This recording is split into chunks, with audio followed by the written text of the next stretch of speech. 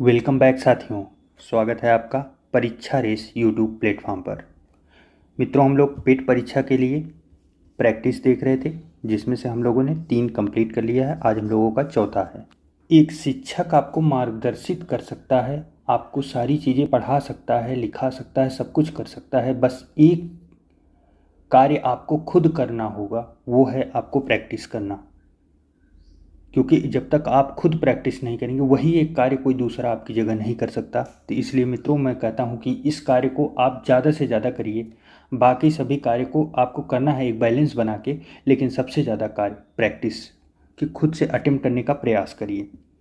चलिए, ज़्यादा समय न गवाते हुए शुरू करते हैं आज का सेशन। तो पहला क्वेश्चन आज का है, गांधी जी ने किस धार्मिक ग्रंथ को अपनी माता कहा था? किस धार्मिक ग्रंथ को अपनी माता कहा था? महत्वपूर्ण प्रश्न है ये। भगवत गीता को। महत्वपूर्ण है तो बहुत सिंपल सा, एक ही बार में याद हो जाएगा, लेकिन प्रश्न ऐसे आते हैं। नेक्स्ट आइए देखते हैं, मोहम्मद गोरी ने जयचंद को किस युद्ध में पराजित किया था? मोहम्मद गोरी ने जयचंद को, तो ये युद्ध था चंदावर का युद्ध, चंदावर का। और कौन से सन में ये लड़ा गया था? तो 1194 में लड़ा गया ये युद्ध था। अब मोहम्मद गोरी के बारे में कुछ और महत्वपूर्ण फैक्ट आप लोग जान लीजिए, क्योंकि बहुत से लोग मूवी देख के भी आए होंगे कि मोहम्मद गोरी की मृत्यु पृथ्वीराज चौहान द्वारा की गई थी। तो आपको बता दें, इतिहास ये सब चीज़ें एकदम खारिज करता है। इतिहास के जो साक्ष्य मिलते हैं वो ऐसा नहीं मिलते कि पृथ्वीराज चौहान के द्वारा मोहम्मद गोरी की मृत्यु हुई थी। पृथ्वीराज चौहान से मोहम्मद गौरी का जो युद्ध हुआ था, वो 2 युद्ध हुए थे तराइन के। 1191 और 1192 में हुआ था। 1191 में चौहान जीते थे और 1192 में पृथ्वीराज मोहम्मद गौरी जीत गया था।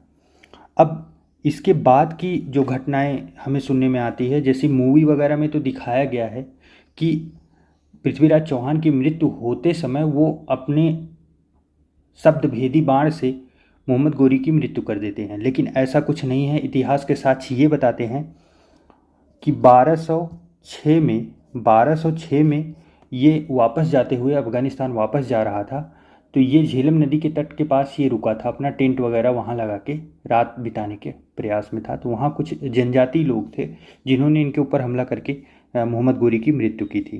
तो इतिहास के साक्ष्य कुछ ऐसे मिलते हैं। फिर भी जो आपको पता हो, क्योंकि हम लोगों को पूछा इसी से जाए। क्योंकि आप देखिए, मोहम्मद गौरी और जयचंद का युद्ध कब हो रहा है, आप ध्यान दीजिए। हम लोगों को पढ़ने का तो यही है ना, ये 1194 में हो रहा है।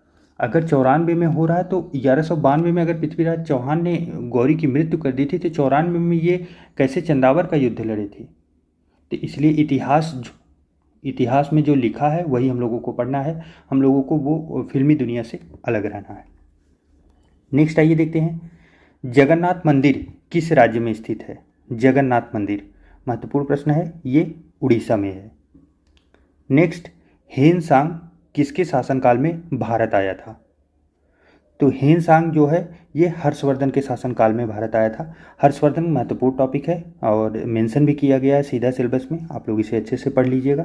हिस्ट्री के मैराथन क्लास में चैनल पे अपलोड है, आप वहाँ पे जाके 2-3 घंटे में कंप्लीट हिस्ट्री ख़त्म कर सकते हैं।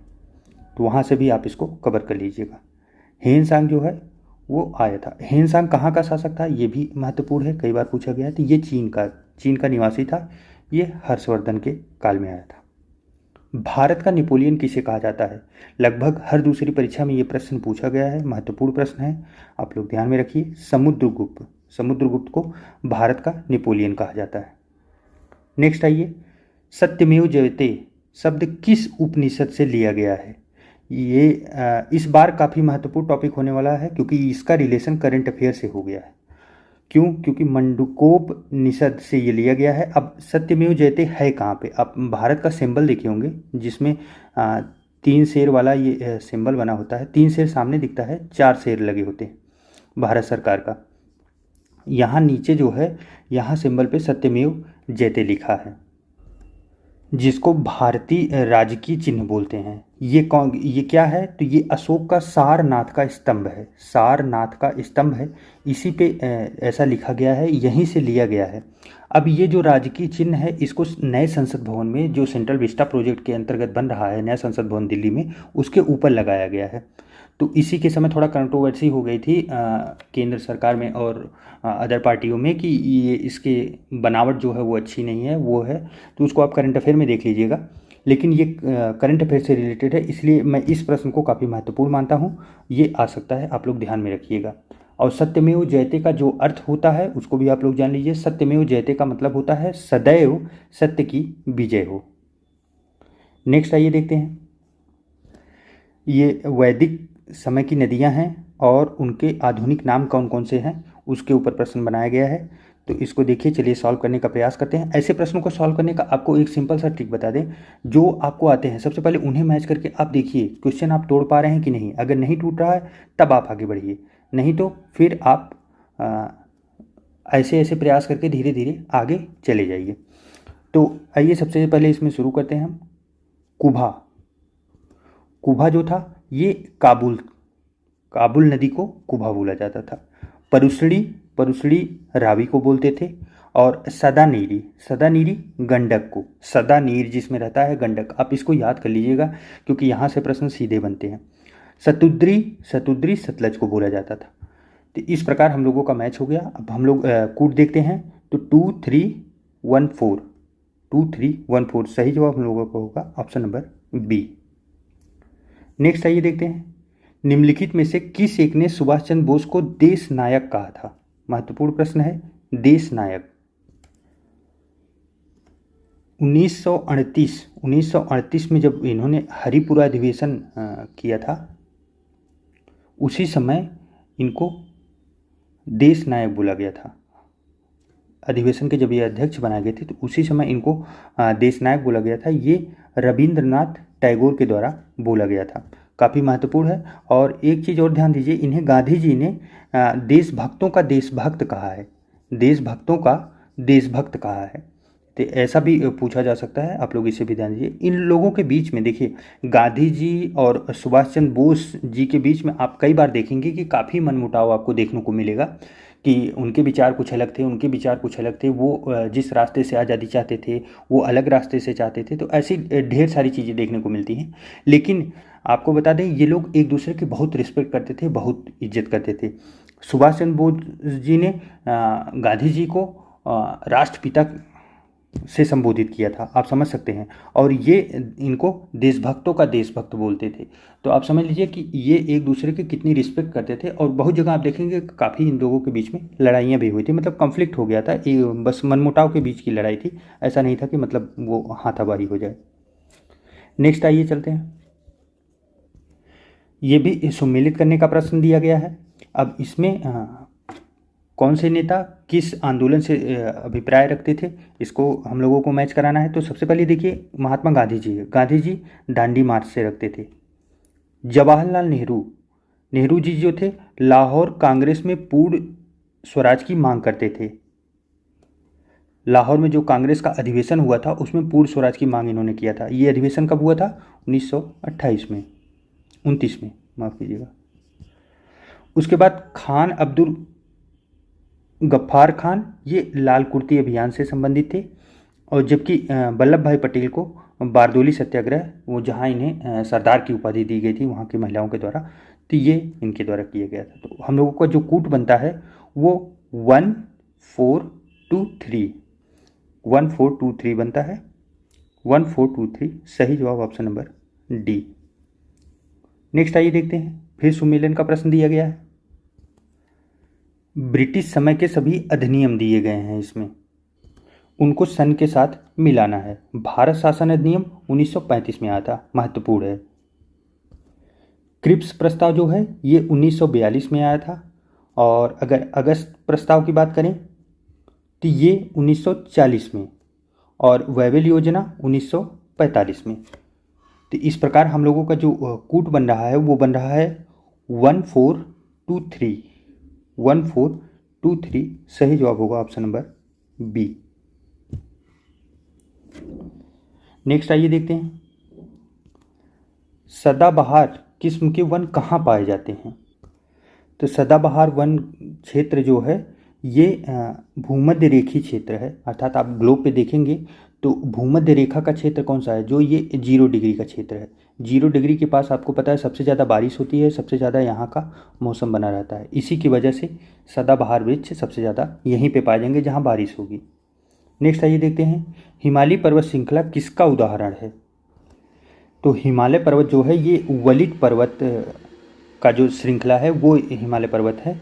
अब वलित पर्वत में होता क्या है, असल में वलित पर्वत जो है वह संपीड़न के द्वारा निर्मित होता है। पहले जो यूरोपियन प्लेट थी और उसी में जाके जब इंडिया यहाँ पे आके टकराया तो उसके बाद जो टक्कर के बाद ये पर्वत बननी शुरू हुई, इसीलिए इसे हिमालय पर्वत श्रृंखला इसे वलित पर्वत की श्रेणी में रखा जाता है। इसके अन्य उदाहरण रॉकी पर्वत आप दे सकते हैं अमेरिका का। तो इसी प्रकार आप इसे समझ सकते हैं। नेक्स्ट आइए देखते हैं, कौन सी पर्वत श्रेणी भारत में स्थित है। भारत में कौन सी स्थित है, महत्वपूर्ण है। तो इसमें अराकान योमा ये कहाँ पे है, तो ये म्यांमार की है, ये म्यांमार की है, आप लोग ध्यान रखिए। सुलेमान जो है ये पाकिस्तान की है, और साल्ट रेंज ये भी पाक की है, और पीर पंजाल श्रेणी जो है ये है हम लोगों के भारत की। और पीर पंजाल कहाँ पे है, तो ये हम लोगों की हिमालय श्रेणी है। पीर पंजाल श्रेणी हम लोगों के जम्मू कश्मीर राज्य में पड़ता है। राज्य क्या, अब तो यूटी हो चुका है, यूनियन टेरिटरी। भारत के कितने राज्य नेपाल के साथ सीमा साझा करते हैं, महत्वपूर्ण प्रश्न है।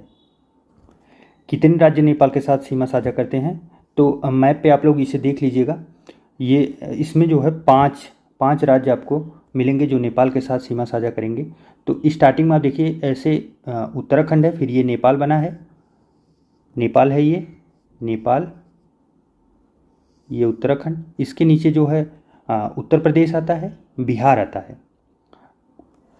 अब एक सेकंड मैं आपको लिस्ट के साथ बता दूं जी।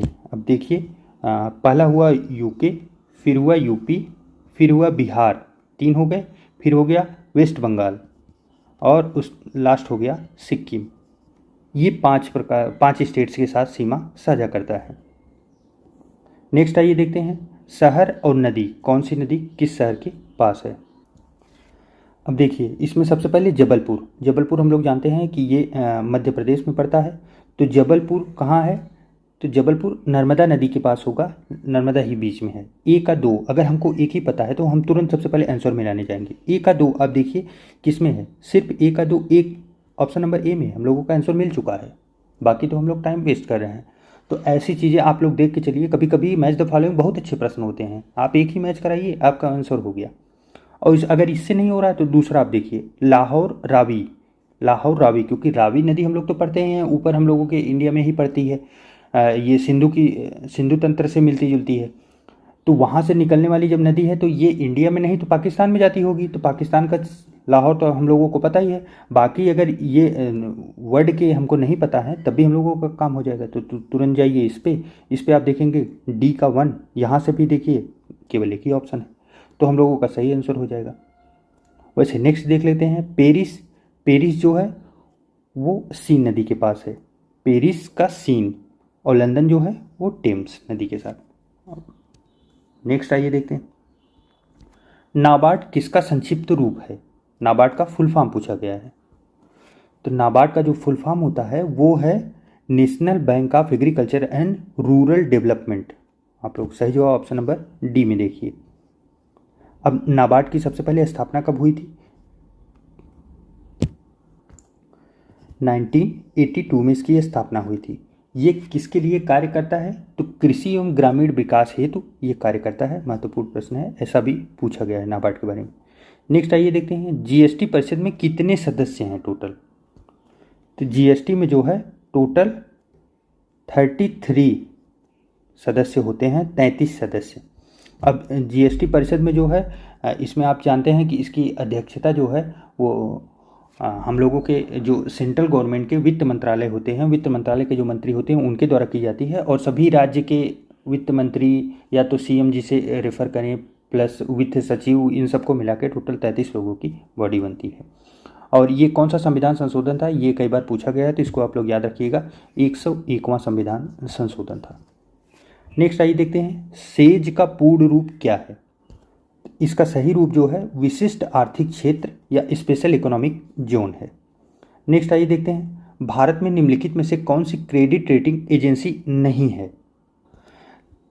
इसमें जो है क्रिसल और केयर और आईसीआरए, जिसको इकरा बोलते हैं, ये तीन के तीनों क्रेडिट रेटिंग है, जबकि आरबीआई नहीं है। आरबीआई का काम रेटिंग करना नहीं है। आरबीआई बैंकों का बैंक है, आप लोगों को पता होगा। जो जितनी भी बैंकें चलती हैं उन लोगों का बैंक अगर किसी को बोला जाए तो वो आरबीआई है। प्लस भारत सरकार के भी सभी कार्यों को बैंकिंग रूप में आरबीआई देखता है। सार्वजनिक क्षेत्र में विनिवेश को कहते हैं, क्या कहते हैं? इसको प्राइवेटाइजेशन कहते हैं। उसी चीज़ को अलग तरीके से पूछा गया है, प्राइवेटाइजेशन अर्थात निजीकरण। नेक्स्ट आइए देखते हैं, भारत की संसद द्वारा दल बदल विरोधी कानून किस वर्ष में पारित किया गया था? 1985 में 52वें संविधान संशोधन के द्वारा दल बदल विरोधी कानून पारित किया गया था। नेक्स्ट आइए देखते हैं, जिला न्यायालयों के न्यायाधीशों की नियुक्ति किसके द्वारा की जाती है? तो इस नियुक्ति जो है वो राज्यपाल के द्वारा की जाती है। किसके कहने पे करती है? तो हाई कोर्ट जो है, हाई कोर्ट राज्य का जो उच्च न्यायालय है, उसके कहने पे राज्यपाल के द्वारा इनकी नियुक्ति की जाती है। और अगर यही बात की जाए कौन से अनुच्छेद में इसका जिक्र है, तो अनुच्छेद 233 में जिला न्यायाधीश, आप लोग विशेष ध्यान दीजिएगा, डिस्ट्रिक्ट के जो हम लोग के जज होते हैं। नेक्स्ट आइए देखते हैं, संसद सदस्य संसद में अपनी सदस्यता गंवा देगा यदि वह सत्रों से निरंतर अनुपस्थित रहे। कितने दिनों तक अनुपस्थित रहने पर उसकी सदस्यता चली जाती है? तो टोटल 60 दिन अगर वो अब्सेंट रहा, 60 दिन ऐसे नहीं गिने जाएंगे कि आज से लेके 2 महीने तक, ऐसे गिने जाएंगे कि जो सत्र चालू है उस चालू दिन में 60 दिन अगर कोई गायब रहता है तो उसकी सदस्यता खत्म कर दी जाती है, वो खत्म हो जाता है। ये कौन से अनुच्छेद में है? तो इसका आर्टिकल अगर बात की जाए, अनुच्छेद, तो ये 101 में है। नेक्स्ट आइए देखते हैं, भारतीय संविधान के अनुच्छेद के अंतर्गत सर्वोच्च न्यायालय ने इंटरनेट की पहुंच को मौलिक अधिकार घोषित किया है। तो ये अनुच्छेद जो है 19 है, 19 का ए और अनुच्छेद 21, ये दोनों काफ़ी महत्वपूर्ण हैं संविधान के। और वैसे आप मौलिक अधिकार के सभी अनुच्छेदों को अच्छे से याद कर लीजिएगा, यहाँ से प्रश्न सीधे बनेंगे। नेक्स्ट आइए देखते हैं, भारतीय संविधान के किस संशोधन अधिनियम द्वारा पंचायती राज व्यवस्था को संवैधानिक दर्जा दिया गया? तो ये 72वें संविधान संशोधन के द्वारा हुआ। ये हुआ कब था? तो ये 1992 में इसमें ग्राम पंचायत, पंचायती राज की व्यवस्था कर दी गई। जबकि अगर यहीं बात की जाए नगर पालिका की, तो नगर पालिका 73वें संविधान संशोधन के द्वारा जोड़ा गया था। नगर पालिका हम लोगों का सही ऑप्शन नंबर बी होगा। और ये 73वां जो है ये नगर पालिका के लिए जोड़ा गया था, ये 1993 में जोड़ा गया था। नगर पालिका का मतलब शहर में जो पंचायतों की तरह कार्य करते हैं उन्हें नगर पालिका कहते हैं, जो गांव में कार्य करते हैं उन्हें ग्राम पंचायत कहते हैं। बस आप उसी स्तर पे आप समझ लीजिए। नेक्स्ट आइए देखते हैं, न्यूटन के पहले नियम को क्या कहा जाता है? तो न्यूटन के पहले नियम को जड़त्व का नियम कहते हैं। फैक्ट है, याद रखिए। सोल्डर किन 2 धातुओं से बना होता है? तो ये टिन और शीशा से बना है। और इसमें अगर लगभग परसेंटेज देखें तो 67% लगभग शीशा होता है और 33% जो है ये टिन इसमें उपस्थित होता है। नेक्स्ट आइए देखते हैं, मैच द फॉलोइंग करके। सिरका में जो है वो एसिटिक एसिड प्रेजेंट होता है। और अगर संतरा की बात की जाए तो इसमें साइट्रिक एसिड आपको पता होगा, संतरा में, नींबू में, ऐसे फलों में होता है। इमली में जो है वो टार्टरिक एसिड होता है। जबकि अगर दूध खट्टा हो जाता है जो, उसमें लैक्टिक एसिड प्रेजेंट होता है। तो हम लोगों का जो सही कूट बन रहा है वो बन रहा है 3412। 3412 सही जवाब हम लोगों का ऑप्शन नंबर ए होगा। नेक्स्ट आइए देखते हैं, एक वयस्क मनुष्य में कितने स्वदंत होते हैं? तो आइए सबसे पहले ये देखते हैं कि ये स्वदंत होते क्या हैं। स्वदंत एक्चुअली जो दांत ऐसे होते हैं इन्हें स्वदंत बोलते हैं। ये किस कार्य में आते हैं? किसी चीज़ को फाड़ने के लिए या चीरने के लिए काम आते हैं। आप लोग जो लोग गन्ना चूसे होंगे उन्हें पता होगा कि गन्ने चूसने के लिए साइड में हम लोग गन्ने को पकड़ते हैं और बगल वाले दांतों से उसको ऐसे फाड़ते हैं, दोनों दांतों के बीच में फंसा के। तो ये टोटल 4 दांत होते हैं, एक दाहिनी साइड 2 दांत, एक ऊपर एक नीचे, और बाईं साइड 2 दांत, एक ऊपर एक नीचे, टोटल 4 दांत होते हैं स्वदंत। नेक्स्ट आइए देखते हैं, निम्नलिखित में से किसको सेल का पावर प्लांट भी कहा जाता है?